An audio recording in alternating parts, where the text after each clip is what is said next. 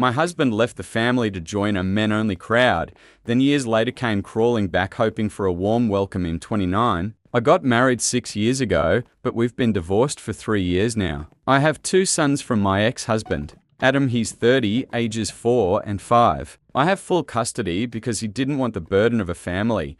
We were happy for the first 3 years of marriage, had 2 wonderful children, and were even planning to buy our own home to move out of our apartment. Then suddenly he says, I want to be free and explore the world. We'd been together since high school and were everything to each other. He was my first in everything and I was his. I always thought we'd be together forever. He seemed fine with not having much experience with other women besides me. But 3 years into the marriage, he told me he was unhappy and wanted us both to free ourselves from the burden, meaning our marriage and family, so we could live life to the fullest. It all sounded like nonsense. I couldn't understand it because I was sure he loved me. Adam insisted he still loved me, but you see, he also loved himself and wanted to give himself a chance to see the world. I even suggested temporarily opening our marriage, even though it would hurt me, just so he'd stay and not leave for good. But that idea didn't work for him. He wanted a divorce to keep things honest. I was crushed because it came out of nowhere. When I cried, he told me everything would be fine and that if we were meant to be, he'd come back. It was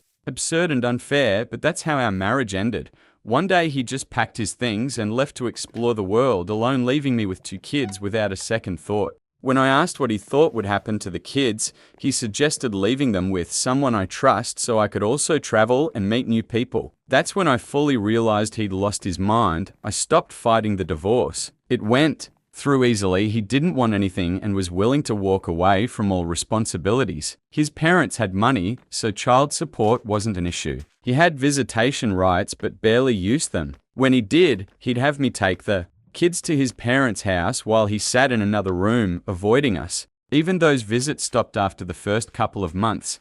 I later found out the real reason for his behavior from my friend Rachel, who had mutual acquaintances with Adam. Her cousin was part of the exact group of friends that influenced Adam. That cousin told her the whole story. About 2 months after our divorce, Rachel learned the truth. Her cousin lived a very indulgent lifestyle and was part of a men-only group, 6-7 guys who believed relationships were a burden. They had some kind of singleness pact. Adam was brought into the group by a colleague who thought he'd fit right in even though he had a wife and 2 kids. Rachel's cousin bragged to relatives that they had convinced a married man with kids to drop the dead weight and become successful, which is exactly what Adam did. He divorced me and gave up custody just to fully commit to their ideology. Rachel, curious, asked what the guy looked like. When her cousin pointed to Adam in a group photo, she instantly put 2 and 2 together and came to tell me. When I found out he had left us to join some ridiculous adventure-seeking club, I was furious. Honestly, it would have been easier for me if he'd just cheated. At least that would be a more understandable reason than this nonsense. I wanted to call and scream at him, but I didn't. Knowing the real reason only convinced me further that nothing I could say would change him. So I focused on raising my sons to be better men than their father. I hired a nanny, worked twice as hard so I could leave work at the office and devote my home time to my kids. My parents helped a lot. Even my ex-in-laws occasionally offered minimal help, probably out of shame for their son. They were the ones paying the child support, since Adam reportedly blew his own money on exotic trips and luxury hotels.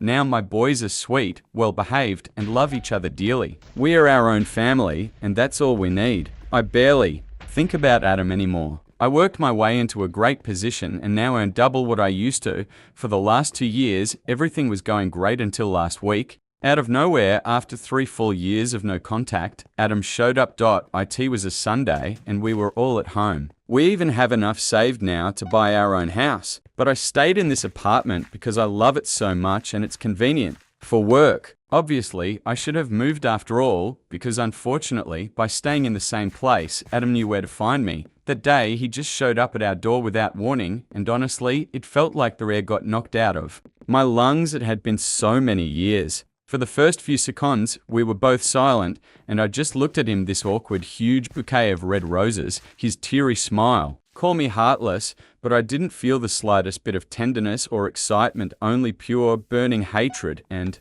before he could say anything, I slammed the door with all my strength so hard the floor shook. I told the kids to go to their rooms because I knew he'd try to convince me of something, and I definitely wouldn't be able to stay calm. Rage, resentment, and anger were boiling inside me, and I didn't want my kids to witness the chaos. That was about to start. Sure enough, as soon as the kids left, Adam started whining that he didn't expect such a reception. I could hear him trying his hardest not to break into tears, which only pissed me off more. This was the guy who had dumped all this bitch on me for years ahead, and now he dared to cry and act like he was the victim. Then he started saying he had come back to apologize, that he regretted everything he'd done in the past, and now he just wanted his old life back. I was shocked, but I let him finish, because some part of me wanted to hear that apology, whatever that word even meant to him. I had completely erased him from my mind, but his sudden appearance stirred everything up again, and maybe, in some twisted way, I enjoyed the chance to put him in his place. I wanted him to know that without him, our lives had only gotten better, and nobody missed him. He went on for a couple of minutes about how much fun he'd had all these years, but in the end, he felt empty because there was no one to come back to accept another lonely hotel room. He admitted that in recent months, he felt like something was missing and finally made the very difficult decision to come back and apologize so he could fix everything. Turns out the thrill of traveling and exploring life with his new group of friends had burned out within a few months, but he clung to that lifestyle because he was afraid to return. He thought that since he'd sacrificed so much for it, he had to stick with it until the end. But now, he just wanted to get it all back. The more he talked, the more I wanted to open the door and punch him in his stupid face with all my strength. I couldn't listen to this nonsense anymore, so I told him to leave us alone, that I didn't want to see or hear him again. But Adam being Adam, he was sure that if he kept rambling and begging at my door, he'd convince me eventually at some point. It got extremely annoying, and the kids needed to be called for dinner, so I just banged on the door and yelled that we were no longer a family and that he should get the hell out. I think that actually stunned him, because after that, I didn't hear him anymore. When the kids were having dinner, I immediately called my lawyer and told him everything that had happened just in case. Then I called my parents, told them about Adam's visit, what he said, and how I responded. They assured me I'd done the right thing and had nothing to worry about. I didn't call my ex-in-laws, I didn't even know what to say to them, and I'm sure their son will tell them himself anyway. But as soon as I finished those calls, Rachel rang. Since she was the one who once told me the truth about why Adam left, I answered, already guessing she had something important to say, and I was right. The first thing she asked was if Adam had come by. I said yes, and then she told me her cousin had just called her to explain exactly why he had come back.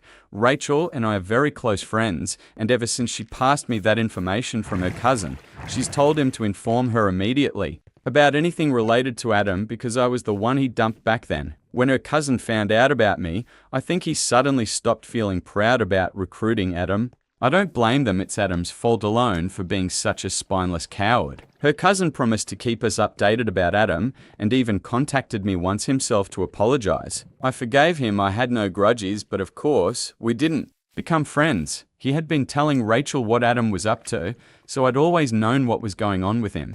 By the way, after the divorce, Adam had blocked me everywhere, and now her cousin reached out to Rachel again to tell her the truth about why Adam had returned, and she passed it on to me. Apparently, their group had a shared chat since they first met. Just a couple of hours before Adam showed up at my door, he wrote in there about his plan. The guys seemed to support him at first, but Adam suddenly exploded, accusing them of fake support. He yelled that they had betrayed him because he'd sacrificed his whole life, left his wife and kids to live like them, but it turned out that over the years, they'd all gotten into relationships, and now he was the only one left, like the last idiot who actually ditched his family just to party with the boys. And meanwhile, those guys, most of them are now dating someone.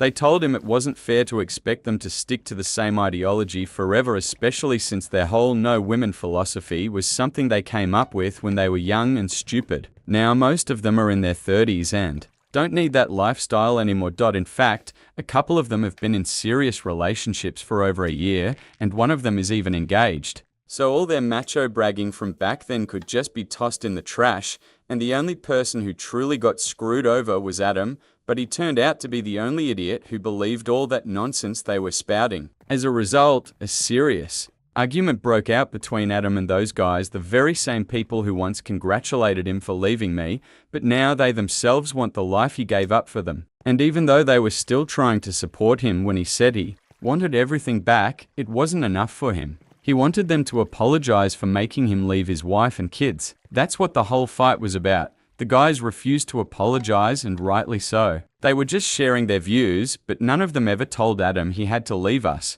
to be part of their circle. Of course, he would have had to give up the idea of traveling the world and living like them, since he had obligations at home, me and the kids, but he still could have stayed friends with them. No ultimatums were ever given. He left us of his own free will for the life he thought he wanted, just so he could fit into the group. And now he's doing the same thing again now that most of those guys are in relationships. He once again felt the pressure, once again wanted to be like everyone else. And that's the real reason he came back, not out of a sense of duty or emptiness like he tried to tell me. When I heard all this from Rachel, I started shaking because I had actually felt guilty for kicking him out. That's why I called my parents, wanting to hear that I'd done the right thing. If I had known all this beforehand, he really would have gotten it from me. But Rachel's cousin had been swamped at work, and while all this was being discussed in the group chat, he wasn't checking his phone, so he didn't know anything. Later, when he had time and saw the messages, he told Rachel right away, and she called me.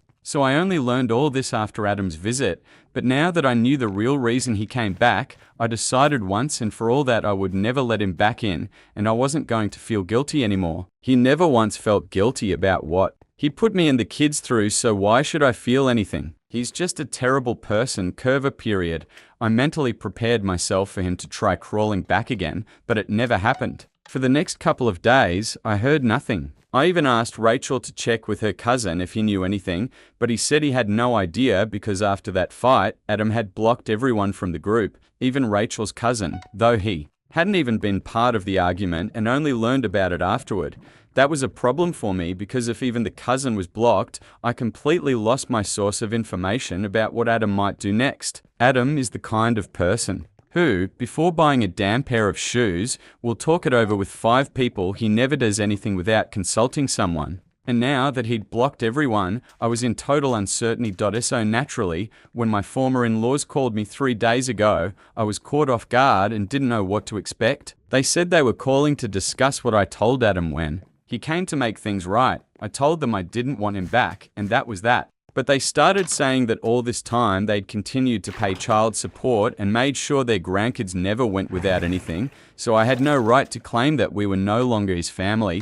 We argued over the phone because they started defending him, and in the end, I just hung up. I keep replaying it in my head, but I still don't understand exactly what I did wrong. I honestly don't think I did anything bad. But in one thing, my in-laws were right. They have been fulfilling their part of the agreement, and technically, Adam still has the right to see the kids. He just hasn't exercised it in a long time.